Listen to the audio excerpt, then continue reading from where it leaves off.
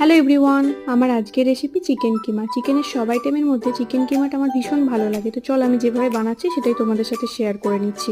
কড়া দিয়েছি সাদা তেল, তেলটা গরম হতে দিয়ে দিয়েছি গোটা জিরে, গোটা গরম মশলা, এগুলো একটু ভেজে নিয়ে দিয়ে দিয়েছি দুটো মাঝারি সাইজের পেঁয়াজ কুচি। পেঁয়াজটাকে আমি একটু ভেজে নিচ্ছি। তারপর দিয়ে দিয়েছি আদা রসুন বাটা, আদা রসুনের কাঁচা গন্ধটা যাওয়া পর্যন্ত ভেজে নিচ্ছি। কাঁচা লঙ্কা কুচি দিয়েছি।